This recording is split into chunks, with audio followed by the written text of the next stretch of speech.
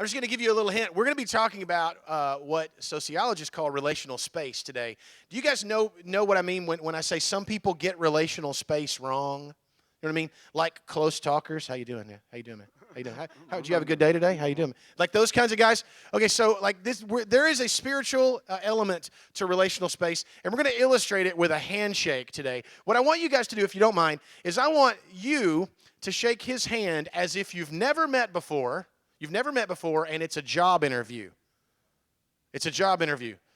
Okay, so notice the things that what you looked him in the eye, right? You looked him in the eye, and it was a firm handshake, but not overly firm, right? You didn't want to make him think, I'm trying to overdo you. You're like, I'm trying to.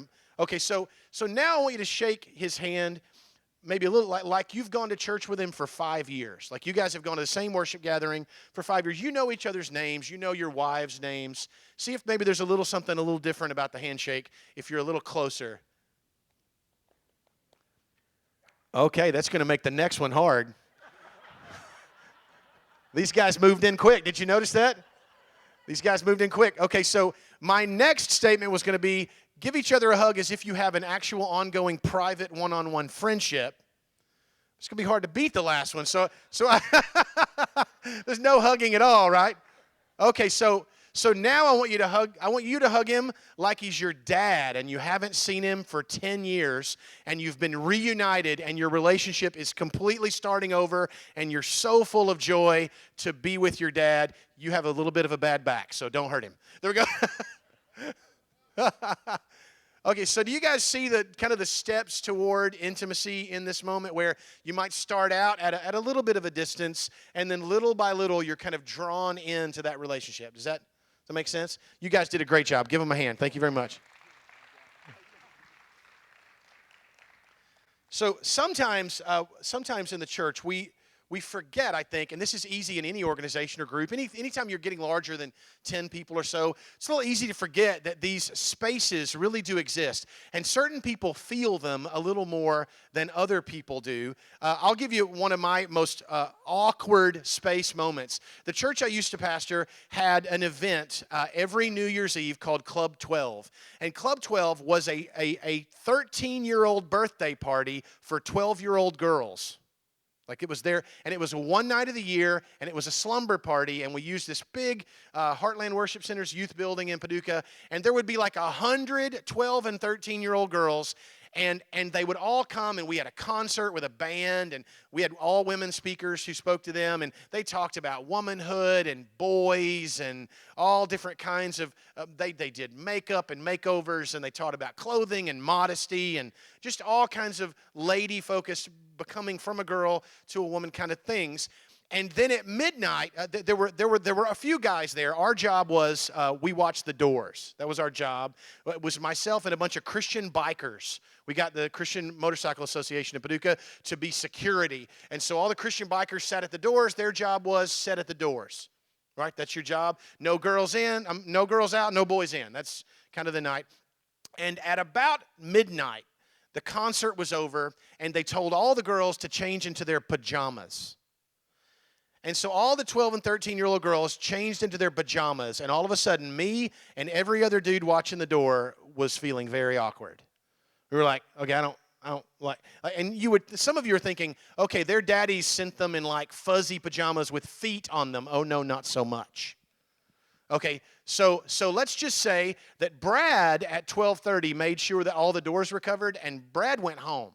Like I was just like, I'm going to go on home because I feel weird. I feel like I'm hanging out in the girls' restroom. You know what I mean? Like I feel like some woman asked me to get something out of her purse. Like that's what I feel like. Like there's some sort of violation going here, and so I need to move out of that. So I did. That was a spatial violation. That's what that was.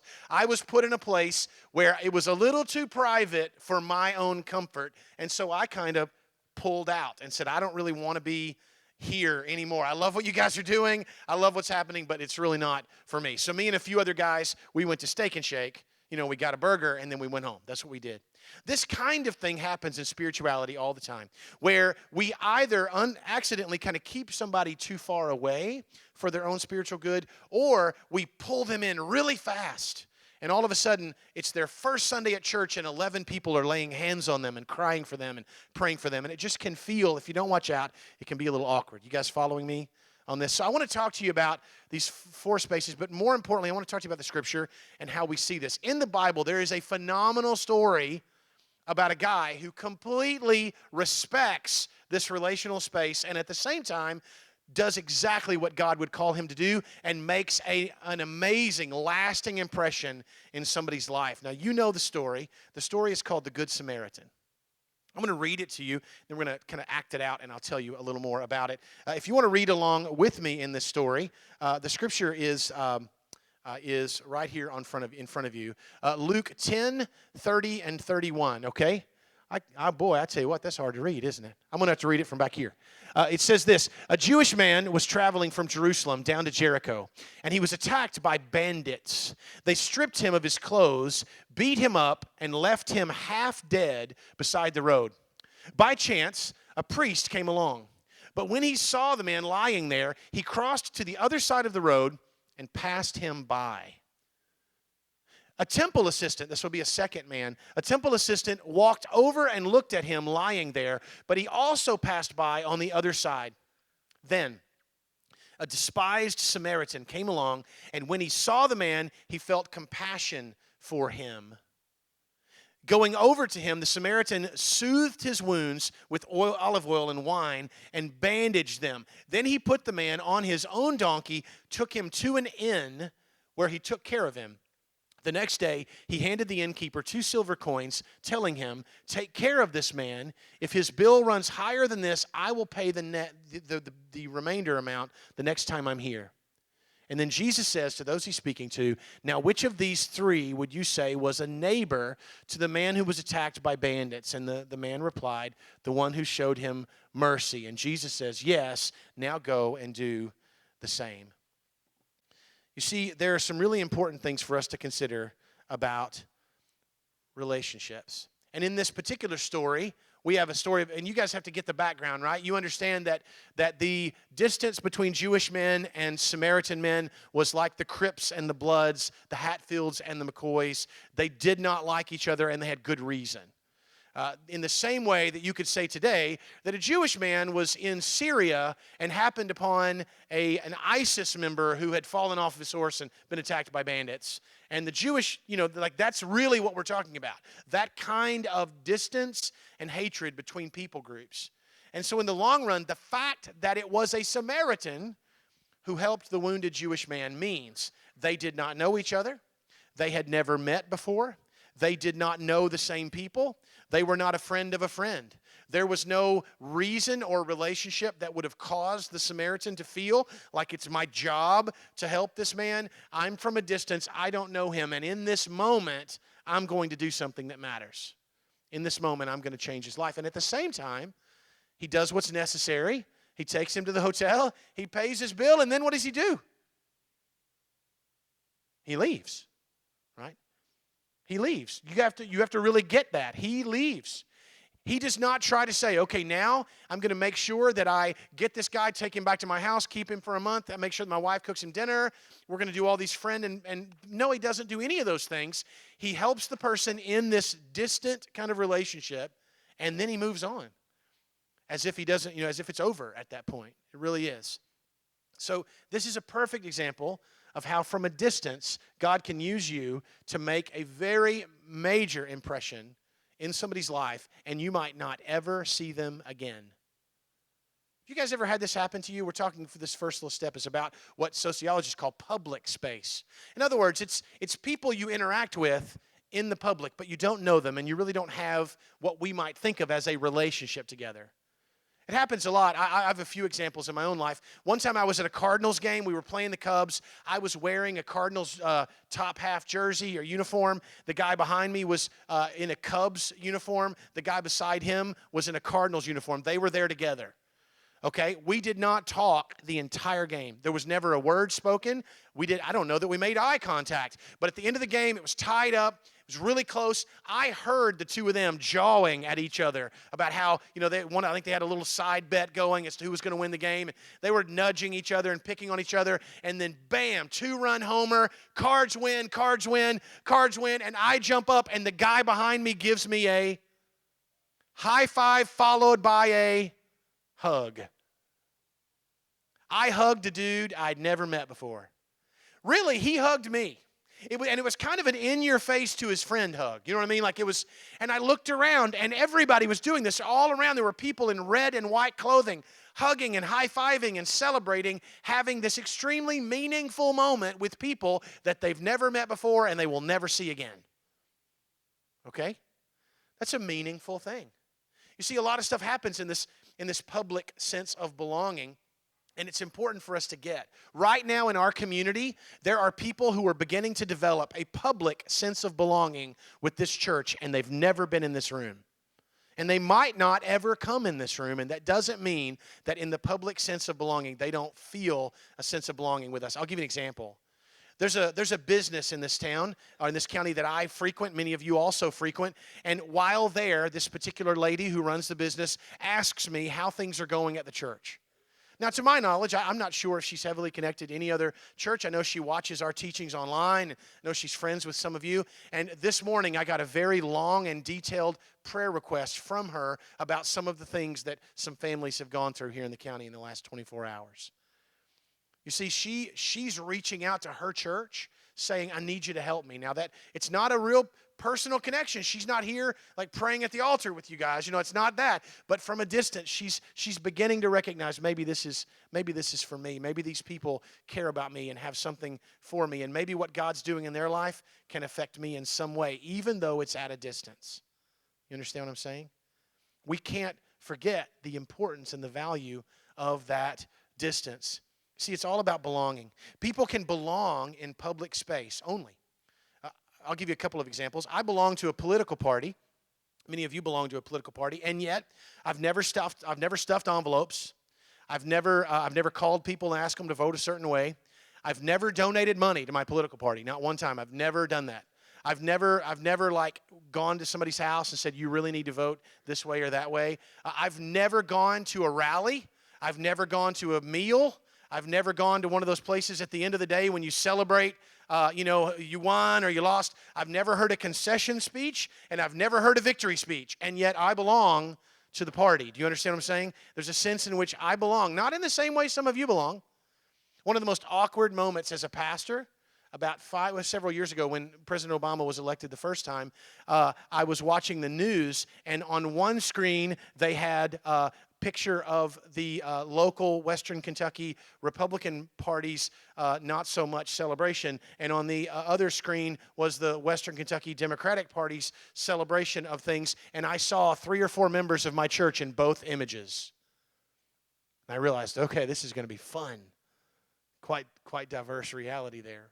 See, I've never done that, but I'm a member of one of those parties, and you're wanting me to tell you which one, but I'm not going to, so we're going to keep moving on. Because, see, I just have a public connection to them, not any further. You see, I'm an Apple fan. I love Apple. So I got an iPad, iPhone. I got a little sticker on the back of my truck. But I've never worked for Apple. I've never donated money to Apple. I've never gone to you and said, if you really love Jesus, you'll use Apple. I'm not like a missionary for Apple, but I have a distant public connection to them. Once a year or so, I'll watch their little update video on all this new stuff's coming out. I have a connect. I think of myself as an Apple guy, okay? But at the same time, my connection is distant. Okay, I could not have walked up to Steve Jobs and went, Stevie boy, and him go, Brad. That wasn't going to happen. He doesn't know me. There's no reason for him to know me. Okay? The guy who cleans the store in Nashville doesn't know me. Nobody, there's not any connection there other than this distant, public connection. A lot of folks are going to have that to faith, and we need to recognize it and see that it's valuable and useful because God can use it in really great ways. You can interact in amazing ways with people that you will only see once and you'll never see again, and God can use that to do something special in their lives. Think about this. I think a lot of times we feel like if we're going to disciple somebody, if we're going to make a big difference, if we're going to lead somebody to Jesus, then it all has to be in the confines of one of those other handshakes, like a little closer and a little tighter together. And we'll get there. We'll talk about that in a minute. But it doesn't always work that way. It doesn't. Let me ask you this. Do you have a meaningful memory right now, just as you think, a meaningful memory about something that happened with someone that you really have never really met? You met that one time or maybe twice, and you haven't seen them since, and you're probably never going to see them again? I have lots of those. I have lots of those kinds of memories. I stopped on the interstate one time to help somebody change a tire. It was an elderly couple. They had blown a tire on the side of the road. It was a little bitty car. I could have picked it up with my left hand, put the tire on my right hand. It was just this tiny little thing. And the man was on his way to the hospital to have back surgery. Okay? It took me 7 minutes. Changed the tire, put it back on, gave them both they gave me a hug. I turned down the money they offered. I said, I'll pray that you do well in your back surgery. They told me their first names, and that was it. And I'm never going to see them again, most likely. And yet I think about that every now and then. It's an encouraging story, to me. And I know that you have stories like that as well. I'm telling you all this because of this. We're in the middle of the series called Really Important Stuff. And the first really important stuff that we talked about 2 weeks ago before the snow and ice came was that we want to be more about comeback stories than we are success stories. We want to celebrate redemption in people's lives more than just celebrating, man, that person's always been good, and they've always done the right thing, they've always made the right choices. Because we know that even those kinds of success stories are redemption stories, because no man, no woman is good. No, not one, right? So we're all redeemed. That was a couple weeks ago. I want to talk to you today and next week. This is a two-part sermon about relationships and what it really means to value a relational connection with another person. I'll give you an example. See, some people think, I don't want to go to a big church because I'll get lost in the mix. You ever heard that? I get lost, I'm going to get lost in the mix. I'm just going to be a number. They're not going to know me. They're not going to know me. Well, that's very possible. When somebody says that to me, I go, man, if you go to a big church that doesn't know how to be a big church, that's exactly what's going to happen. They're not going to know who you are. You're going to have this public connection, and that's as far as it's going to go. And that's a bad thing. That's not good at all. And yet having the public connection in itself is not bad. It's just that it's incomplete, right? Well, the next step in those kinds of things is more of what sociologists call social connection.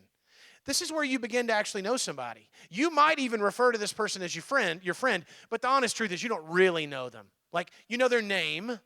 You might know where they work. You might know if they're married or not, or if they have kids. And I would say in most every relationship in this room, this is what we're talking about. Social relationships are the kinds of relationships with people that you have something in common with and you see them often.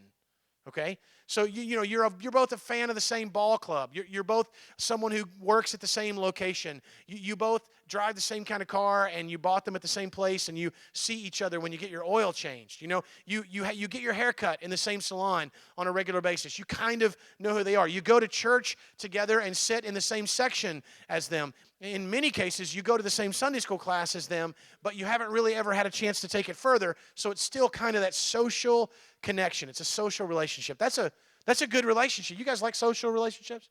I like social relationships. Let's talk about them. See, social relationships are a couple of important things. This is where you begin to share just enough of yourself with someone to decide whether or not you want to share more. You begin to share just enough of who you are to decide whether or not you want to share more. So a couple of things happen. You give snapshots of who you are. First impressions happen in social space. Okay? Getting your foot in the door or putting your best foot forward happens in social space. Neighbor relationships, which can be in social space. They bring safety. They bring comfort. They bring connectedness. I have an elderly couple that lives near me. They're a Roman Catholic couple. They're really great people. I don't know them that well, but I really adore them from a distance. I like what I know. He has had a stroke. He doesn't have great health. She's there by himself. So when it snows, I go over and offer to shovel their snow for them. When the water's out, I check on them. When it's a bad storm, I check on them. When the ice came, I got the joy of scraping the windshield off their car. But that's about it. I mean, we're not going over there every night having dinner, and we don't celebrate Thanksgiving morning with them, but we just have this kind of social connection. It's a good thing. And social connections, like we have, for the most part, in this church, you learn enough about someone to begin to realize whether or not you want to know more. You'll begin to make decisions like, I don't really like that person. Or, that person makes me feel odd. Or, man, that guy is intriguing. I would like to know more about him. Or that girl, she's interesting. Or that couple.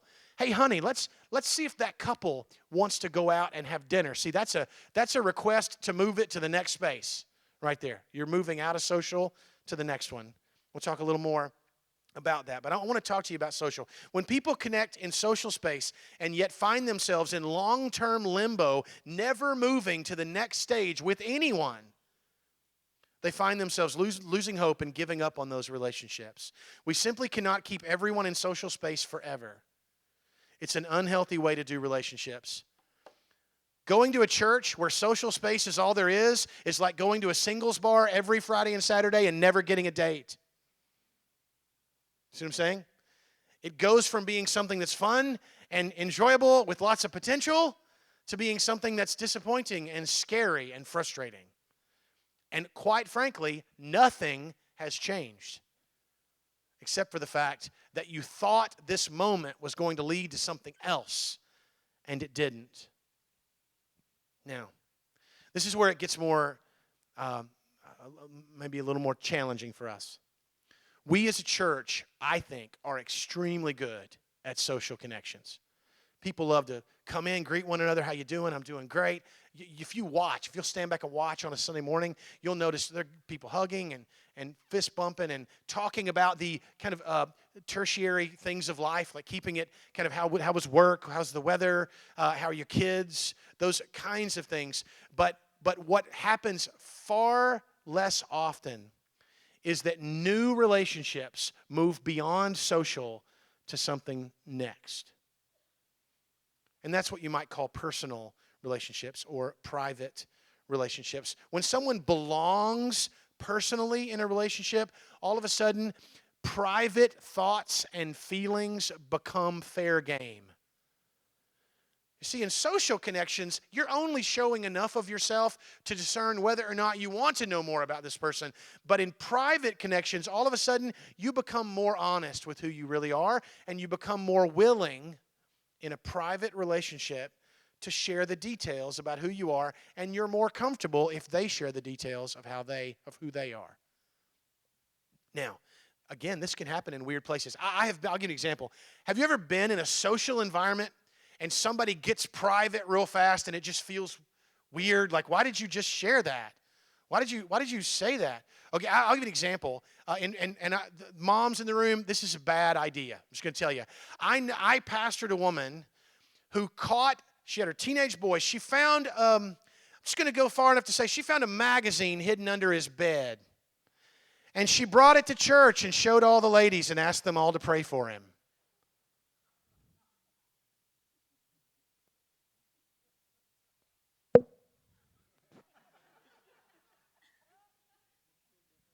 Do you get that?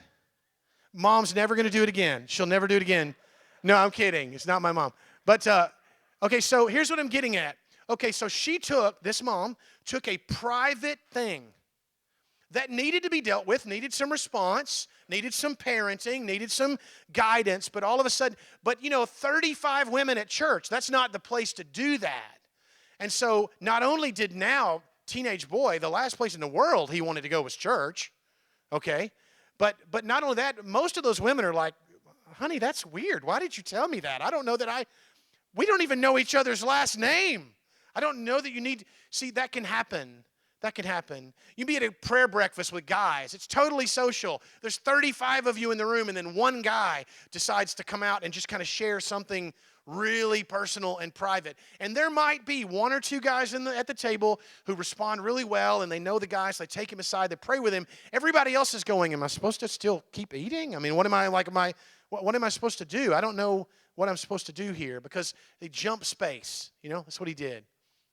It's important for us. If we're going to do spiritual growth and maturity well, then we got to figure out where certain spaces happen and things. And here's the real honest reality. In most cases, now I've not visited every Sunday school class here. I know this is a statement that just kind of applies to Sunday school across the board. In most cases, Sunday school is social too. is it's still one guy, one gal doing most of the talking, everybody else sitting in a room, kind of this desire to put your best foot forward for the most part, kind of this desire to still, appear together and there and want people to like you, and you're checking them out and things. It's not bad, it's just social, okay?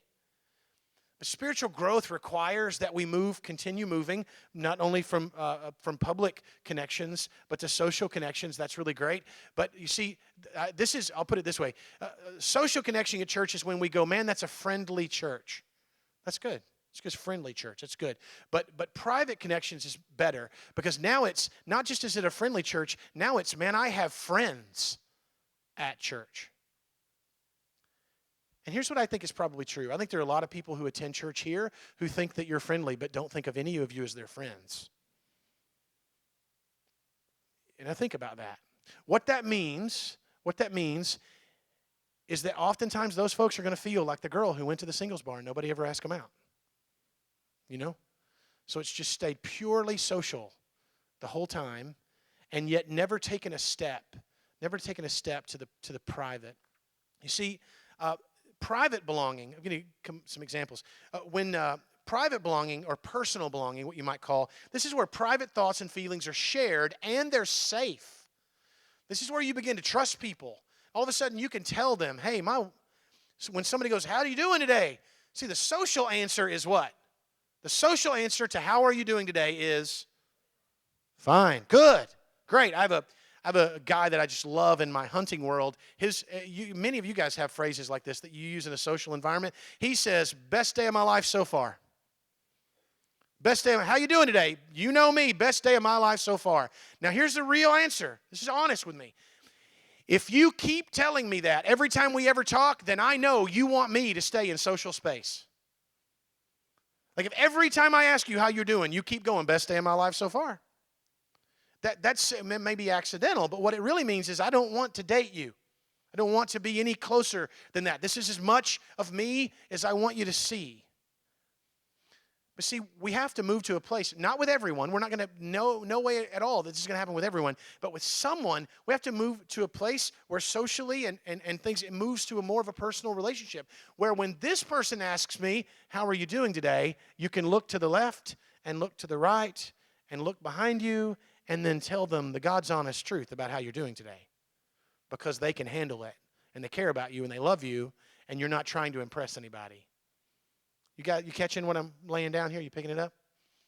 See, this is an important factor for us. So here's the kinds of things that the Bible says will happen in our relationships in those moments. We will actually confess our sins to one another. Like I'm talking about, we will actually tell somebody the things we do wrong regularly and ask them to help us with that. We'll actually say, I caught myself gossiping this week. I can't believe I did that. I know I said I quit smoking, but I didn't quit smoking. I've been smoking. Or I drank too much last Friday night. Or I lied to my wife.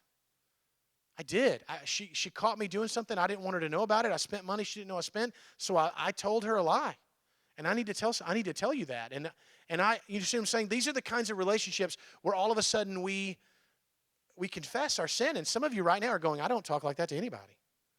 And that's the honest truth, and that's a problem. That's a problem not just with you as an individual. That's a problem with us as a church, that we don't have those kinds of ongoing relationships. And you might say, well, I talk to people like that. I did in 2009. I remember in 2009 I confessed my sin to somebody. But guess what, folks? I love every one of you, but we got plenty to talk about since 2009, right? I got plenty to talk about since last Sunday, okay? And so we have to make sure that we're developing those kinds of personal belonging moments and giving other people the opportunity to do the same. You see, not only do we confess our sins, but we have the opportunity to be accountable. Where now there's a couple of people in my life that know what my struggles are, and they have a right to ask me how it's going without making me mad. Now, they also have a responsibility to keep it between us. You see what I'm saying? And I know that I can trust them, and you know that you can trust those people in your life. And right now, some of you are going, I don't have that relationship with anybody. And that's a problem, not just with you, but with our congregation. That's an area for us to lead into. Another thing that happens is that these are the people that will encourage you. Here's what I mean. I'll just use me as an example. I communicate in front of you guys every week, and every week in a very social way, people tell me I did a good job. Good job, Pastor. It's a nice sermon. It was nice. It was good. And that's encouraging. Keep it coming. Okay? That's great. But you get, don't you, that that's not the same kind of encouragement as someone who knows everything about me and is close to me and hugs me and goes, that sermon was hard for you today, wasn't it? I could tell it was hard for you. I know that thing that happened to you that you didn't even talk about in the message that makes that really hard for you. I really appreciate you doing that. That's manly right there. That was good. Like there's only 2 or 3 people that can say that. Not everybody can say that. Or, not to mention, quite frankly, in my space, somebody who's close enough to go, you were kind of off today, man. You missed it. You missed the opportunity to do this. And I don't mean critical. I don't mean somebody who's complaining. I mean somebody who loves me enough to get close enough to go, what is off with you? Because you were not on today. Something's off. See, believe it or not, that's encouragement too. Because I don't want to stay off long. I want to get back on for next week. See what I'm saying? If I can't see the off myself, I want somebody in a personal relationship with me to help me see it's off. So this is important for us to get this. Not only that, but the person who's close to you has perspective. The perspective, where all of a sudden they can see your life as close to you as you can see you. And when you're about to make a bad decision, they can see it. They can help you. So we need these personal relationships in our life. And we're not going to get that in this building. We're really not, honestly. We're not going to get that even probably in some of our classrooms. Those kinds of things take more. They take investment. They take smaller gatherings. They take opportunities to talk about things. They take time to develop trust. They take commitment because you have to be willing to actually want that kind of relationship. I'll be honest with you. It would be really easy to never have one. It would just be extremely detrimental spiritually. And I wouldn't grow at all anymore if I stopped. And so I encourage you to do the same. In the scripture, we see this in Jesus' life. Let's use this example. Jesus was known by everyone as this young rabbi that's brought somebody back to life and changed bread into, a little bit of bread into a whole lot of bread. Like that's the public connection. There were like the 2 men on the road to Emmaus that went, yeah, I've heard about this Jesus. They thought he was the Messiah. That's about all I know. Then Jesus has followers. We're told in one case it's 70. In another case there were 5,000 who came to hear him speak. And those followers, especially the 70, were willing to go do things with him and go do things for him. And that's kind of his social connection. It's the people who know him and love him and care about him but don't know him that well. And then there's more this private or personal connection. How many of them were there? I'm going to say 12 plus 2 or 3 because Mary and Mary Magdalene and a few others get kind of thrown in there pretty often. But you got 10, 15 guys, mostly guys, who were close to him. I mean, he talked to them privately about things he didn't talk to anybody else about. But guess what Jesus had? And that's where we're about to go to the next step. Jesus even had some of those in the 4th grouping, which is intimate.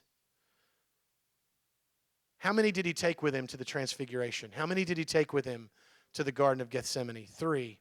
And believe it or not, we're even told that even out of the 3 that he had a closest, he had a 1, John, his favorite, the one he loved or beloved.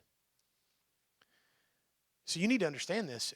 Even Jesus had 3 that he trusted more than everybody else, that he talked to more than anybody else, that he opened his life to more than anybody else. And let's move to this 4th section, and that would be intimate relationships. Now, this gets kind of crude as to how do you define an intimate relationship. And I don't want to be crude, but just for fun, obviously intimate has certain like marital connotations. Okay, so you guys get that. We don't have to go any further there. But that's the word intimate literally means naked and unashamed. That's what it means. Okay? You can have a personal relationship that goes too far so that you might be emotionally or whatever naked, but there's still shame connected. That's not intimate. That's a mistake is what that is. Okay, that's you shared your stuff with the wrong person. That's what that is. But intimate means naked and unashamed, someone you can trust with your whole self. And my guess is if Jesus could only handle 3 of those relationships, you and I probably aren't going to have 10. Okay? We're talking about 1 or 2 or 3 people that are the closest to you ever. My personal testimony and story is I have two or three of those, Stephanie and a few others in my life, that have been that close. A couple of guys that know everything there is to know about me and have for a long time. And honestly, none of them live in Kentucky. They did at one time, but they've moved away. And so now we have to work hard to make sure that relationship stays close.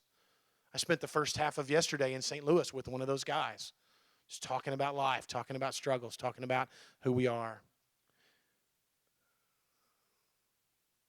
That's an important factor in my life. I hope it's an important factor in yours. You guys, we want to make sure that we do a good job with these different areas of belonging, because here's what I'm getting at. I'm going to tell you just one thing you need to know about somebody who's not a believer. Somebody who's not a believer in our culture, in our world, and in our time is going to need to belong before they're going to believe.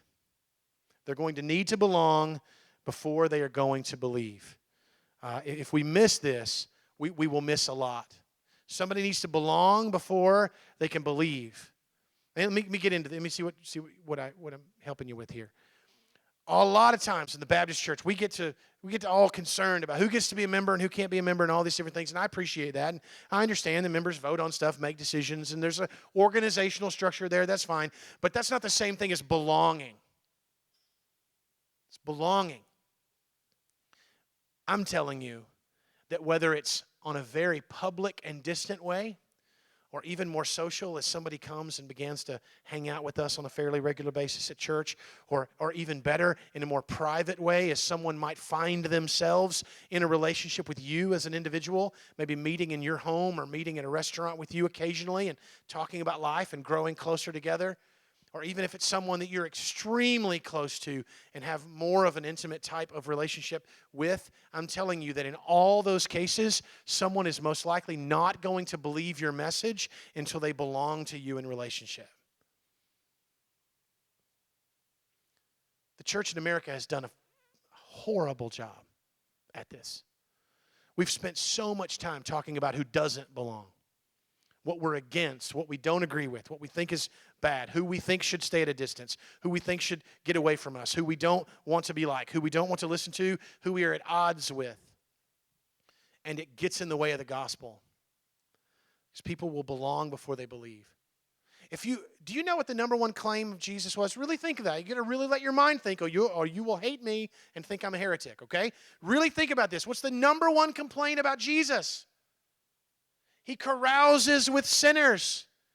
He hangs out with non-religious people.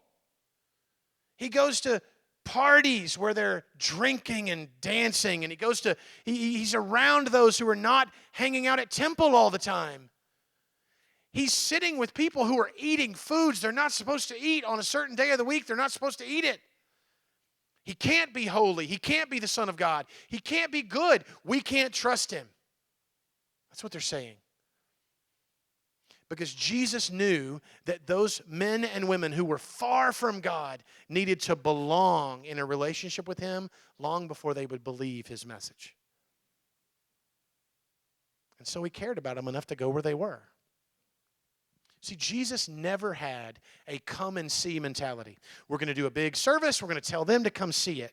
Jesus didn't do that. The only time Jesus ever did like the big service is when they came first, and he went, I guess I'm going to have to work a miracle so they don't starve. That's it. Other than that, Jesus goes. Jesus goes.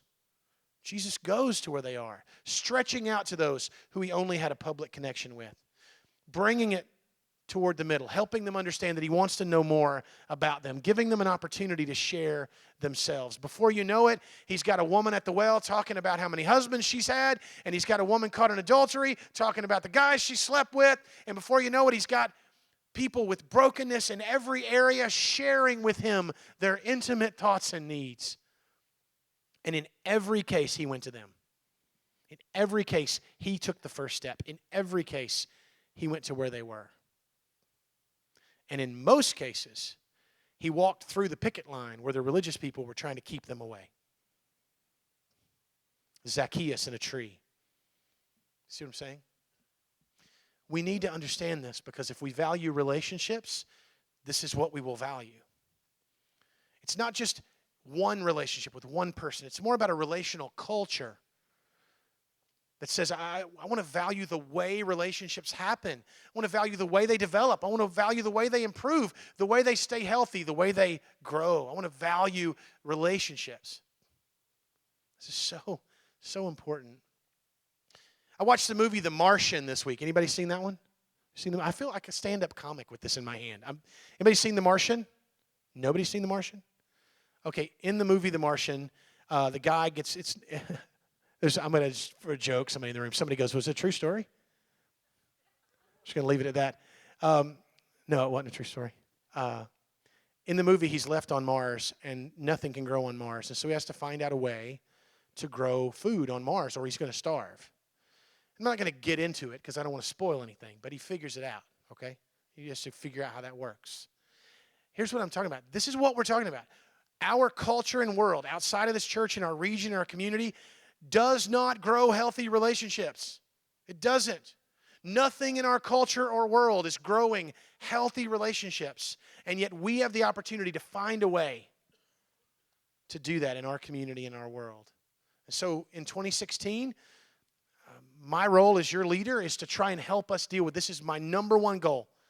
If you paid attention, you know this about me. I tend to pick one goal a year, work hard toward that goal. The first year, we dealt with children's ministry. The second year, we dealt with music. The third year, we dealt with youth ministry. Now this year is relationships, small groups, the way we interact with one another, how we move beyond the social interaction of this room to something deeper and stronger and more helpful spiritually, so that you not just go to a friendly church, but you have friends where you can confess your sin, where you can hold one another accountable, where you can trust one another with your families, where you can spend time together and have fun and share struggles. That is my challenge and encouragement for us today as a church. Would you bow for me with prayer?